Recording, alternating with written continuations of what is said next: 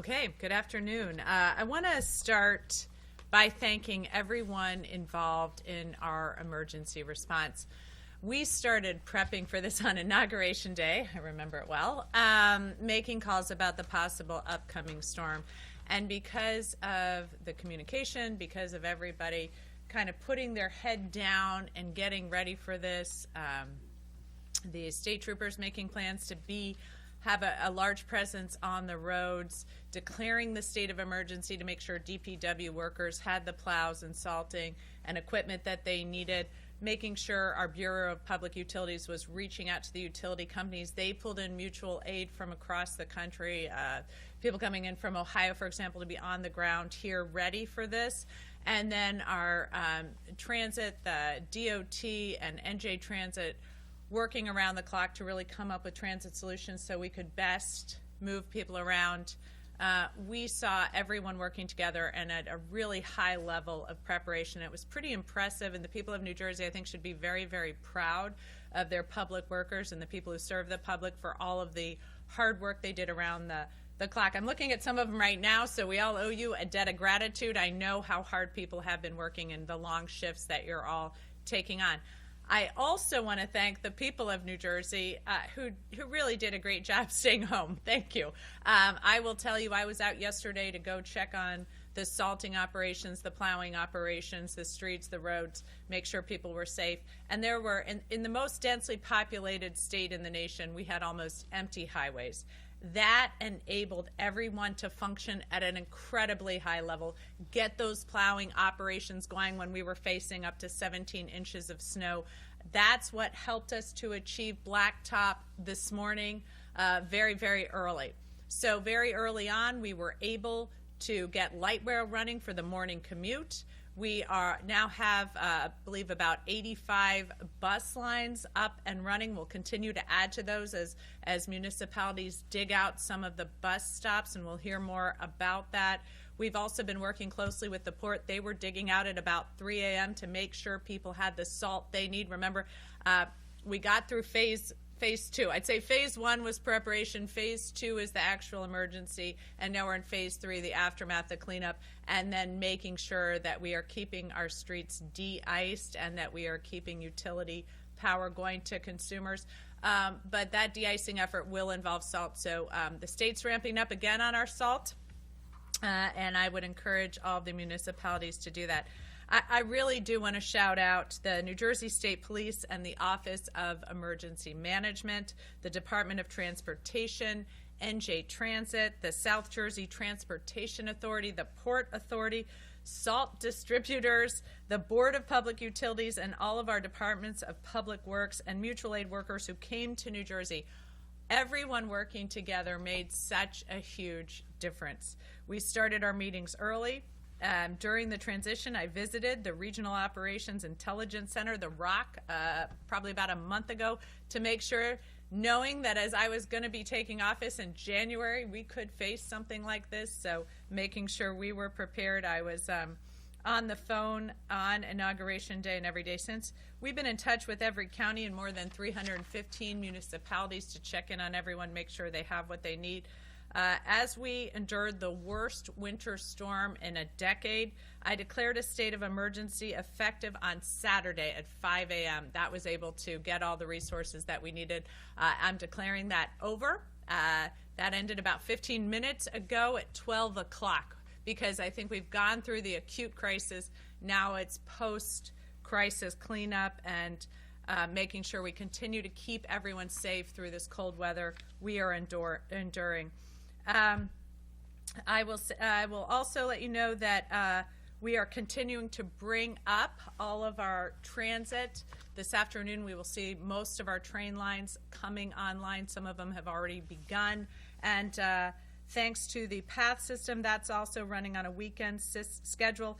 Newark Airport is ramping up as well, and make sure you check on your flight, but many flights are now able to take off and land. The Department of Transportation lifted the commercial vehicle ban at 9 a.m. this morning. Every state highway, interstate turnpike, parkway, and the Atlantic City Expressway has been plowed. DOT is lifting the emergency restrictions, but use common sense. These are wet roads and the temperatures are below freezing. So be careful on bridges, on off and on ramps. Make sure that you aren't, you're aware of ice on the roadways, the possible icing conditions. We're working incredibly hard, but just because you see blacktop doesn't mean that you don't need to exercise caution in these incredibly cold conditions. I got to tell you, hats off to our utility operators. They have restored every single person who lost power during the storm. I have never seen that in our previous storms, so they were truly ready, especially with that mutual aid. They had tree cutters in place to make sure that if you lost power, they restored it as quickly as possible, knowing how cold it was going to get. Our grid operator, PJM, we've been in touch with them talking about the upcoming cold. They have been preparing to meet the historic demand for electricity tomorrow. The DOE issued an emergency order to allow additional resources to stay online to meet electricity demand. This will keep power flowing in New Jersey. They've also issued an emergency order to allow additional resources to stay online. So we will keep working with them because we still expect cold temperatures below freezing for the rest of the week. This type of cold means that we will see upticks in power needs, so we are continuing to monitor that. There's still and remains plenty of salt at the port. I want to reiterate that. There is plenty of salt at the port. There's 250,000 metric tons on hand now. We have another 125 metric tons inbound. The state's refilling our supply, so you should too. You municipalities, you counties, make sure you're ready because this week's going to be cold.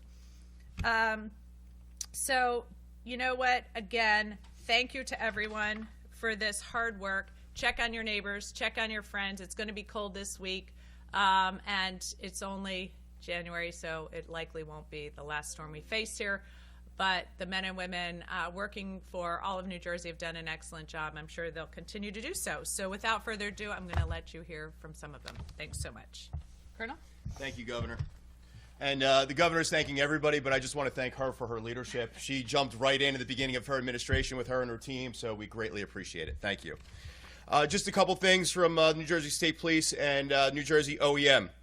As we're receiving updates of conditions improving on our major roadways and throughout the state, I've ordered that the State Emergency Operations Center, the SEOC, change its activation to a level 3. We will be now enhanced monitoring instead of a level 2 in person. By doing this, it means that we can begin to slowly scale down extra personnel and specialized resources. We are still maintaining close contact with all of our counties and all of the county OEMs for any resources that they may need. We've seen a range of snow totals from 6 inches in Cape May to 17 inches up in Sussex County. From 6 p.m. Saturday, January 24th, until 9:30 a.m. this morning, troopers have responded to 206 motor vehicle accidents. Thankfully, nothing was serious. They also responded to 1,130 motorist aids. These are essentially flat tires, people that spun out, nothing serious. The storm may be over, but the hazards are not. Our roadway crews are still working to clear and salt the roadways. So we are asking that if you can, please stay off the roads and allow them to perform their duties. It is important for everyone to know that we are expecting extremely cold temperatures for the rest of the week. This can create slippery roadway conditions and potential power outages. It is important to know that you should also continue to monitor your local weather as conditions can change at any time. We're still in regular contact from the SEOC with the National Weather Service and continuing to get updated briefings hourly. The SEOC will also continue to monitor for any requests for state assistance from any counties or municipalities. Our patrols are still enhanced at this time. We will be out assisting any motor vehicles that are stranded, any motorist aids, or any accidents that will be out there. Just a couple tips for our residents. Please remove any snow and ice from your vehicle before you begin to travel. This snow and ice coming off of vehicles can damage other vehicles and potentially cause accidents. While the snow is ended, as well as the sleet, it is still going to remain cold and icy. Please continue to charge your cell phones. And as we always say, check on your neighbors. People are beginning to dig out now. Check on the elderly. Check on your loved ones if you're able to. We are a community here in New Jersey, and let's continue to do that. I also want to thank everybody that helped during the storm, from the citizens to all of our partners here to the governor. It has been greatly appreciated. Thank you.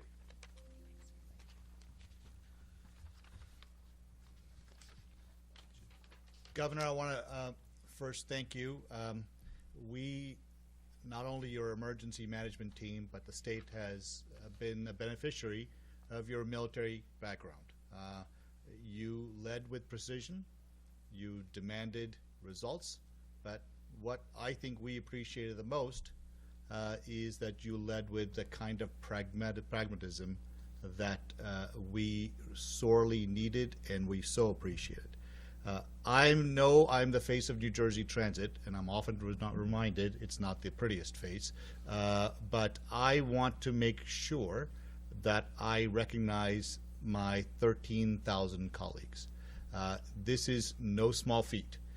To be able to go from a state of emergency to restoration of our service happens not by accident, but by design. And I know many of you in this room haven't slept for many days, and it has not gone unnoticed. But I want to let you know, I know the governor said it, and I also wanted to make sure you know that I appreciate it. We have, as the governor said, already resumed light rail service as of 4:30 this morning. Bus service, 85 lines, connecting major terminals in New York, Philadelphia, Newark, and many points in between have already started, with more to come throughout the day and certainly tomorrow. Access Link, which is a critical service that our senior and disabled population relies on, has started as of 12 this afternoon. It will be driven on how fast we can do it based on the conditions of people's driveways and sidewalks and such, because we want to make sure that we provide a safe service. I want to emphasize and amplify perhaps one point the governor made on our local bus routes. It is imperative that our municipalities who own the bus shelters and are supposed to operate them clean those facilities so people can stand in a sheltered place. It is not helpful if the only place that our customers can stand is in a live traffic lane. That does not make for a safe condition. We want to make sure that I understand that they have many things going on, but in order for us to fully ramp up and provide the kind of service that our counties and municipalities expect, we want to make sure they're good partners with us, just like we are for them. Finally, rail. It has been an important measure for us to make sure that all modes that are under our umbrella are operating, and I'm pleased to say that as of 20 minutes ago, we have started a majority of our train lines, with the exception of Gladstone and PPAC, and the only reason those are currently not working, PASCAC. Anthony's looking at me saying, you're wrong. Sorry, Anthony. PASCAC they will be operational. We just got to make sure we get the right crews in there, and the mechanical folks who are still not able to get there can get there and make sure our equipment is running. We will tomorrow operate on a modified schedule. That means it's a weekend schedule. The storm is clearly over, but I remind everybody that the cold weather wreaks havoc on the infrastructure, not just on our infrastructure, but the Northeast Corridor infrastructure, which is so critical for our service. We will continue to focus on it, make sure the switches are working, the signal systems are working. My commitment to the governor since the very first day is, yes, we want the service to work, but we also want to make sure the service is safe and reliable. That is our commitment, but I am so grateful to the governor that she gave us the ability to make decisions and to implement decisions that keep New Jersey safe, New Jerseyans safe, but also to bring the service back in a thoughtful and prudent way, just like we did when we temporarily suspended service. Thank you so much. Thank you. First, I'd like to thank the Governor for all of her support of the New Jersey Department of Transportation, New Jersey Turnpike Authority, and the South Jersey Transportation Authority. I'm pleased to report that all state highways, interstate highways, the New Jersey Turnpike, Garden State Parkway, and Atlantic City Expressway are back to black pavement and running water. Although speed restrictions have been lifted, there is the potential for refreezing with the cold temperatures. So we ask that if you absolutely positively have to be on the road, to please proceed with extreme caution, especially on the on and off ramps. Plowing and spreading operations will continue through the day and through the evening hours. We ask that you be mindful of our plow trains, and they will be clearing the shoulders as well. If you absolutely positively have to be on the roads, please proceed with extreme caution. Thank you. Thank you. Do we have any on-topic questions? It's because we were so thorough. Yes. Just for Mr. Calori, can you just say which two you're still working on again, just so I have it right? Yes, Pascack Valley and Gladstone. And just to reiterate, we're talking about if anything gets online this afternoon and tomorrow morning, it's all weekday schedule.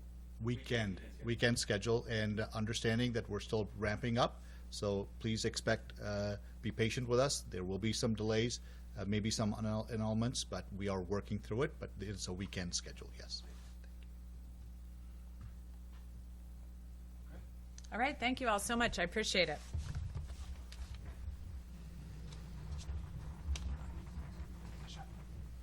Wait just a second. We have one more thing to share. We want to say a heartfelt thank you for watching and supporting PBS News. Without you, we simply wouldn't be able to provide the news and the information that you trust. So thank you from everybody here at PBS News. Support journalism you trust. Support PBS News. Donate now, or even better, start a monthly contribution today.